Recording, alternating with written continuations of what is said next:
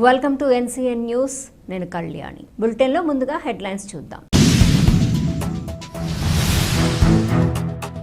పట్టభద్రుల ఎమ్మెల్సీ అభ్యర్థి జీవి సుందర్ గెలిపే లక్ష్యంగా కృషి చేయాలి.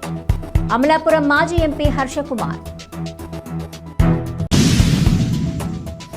తూర్పుగోదావరి జిల్లా నిడదవోలు నియోజకవర్గము నిడదవోలు మండలం పురుషోత్తపల్లి గ్రామంలో నిర్వహించిన ఉమ్మడి తూర్పు మరియు పశ్చిమ గోదావరి జిల్లాల పట్టభద్రుల ఎమ్మెల్సీ అభ్యర్థి జీవి సుందర్ గెలుపును కాంక్షిస్తూ అమలాపురం మాజీ ఎంపీ హర్షకుమార్ ఈరోజు ప్రెస్ మీట్ నిర్వహించారు.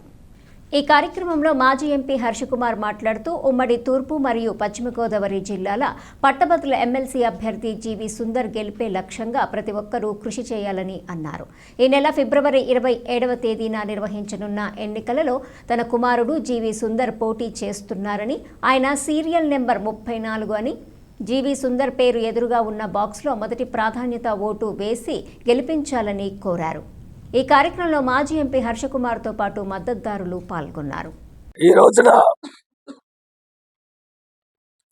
ఎమ్మెల్సీ అభ్యర్థి విజయ్ సుందర్ గురించి ప్రచారం చేయడానికి అని చెప్పి నిడదవోలు రావడం జరిగింది. నిడదవోలులో మీ అందరికీ ధన్యవాదాలు చెప్తా ఉన్నాను. ఎందుకంటే ఈ ఎలక్షన్స్ చాలా ప్రతిష్టాకరమైన ఎలక్షన్గా భావిస్తున్నాయి. ఈ రోజున ఇంత అప్రతిహితంగా ముందుకెళ్తున్నారంటే తెలుగుదేశం వైఫల్యాలే కారణం. తెలుగుదేశం యొక్క వైఫల్యాల వల్లే సుందర్ చాలా ముందంజలో ఉన్నాడు. జీవి సుందర్ నా కొడుకని కాదు, కానీ ఒక మేనిఫెస్టో రూపొందించుకున్నాడు. తను ఎలక్షన్లో నెగ్గితే ఏం చేస్తాడో చెప్పి ఓటు అడుగుతా ఉన్నాడు. తను ప్రతి నియోజకవర్గంలో కూడా జాబ్ మేళాలు పెడతానంటున్నాడు.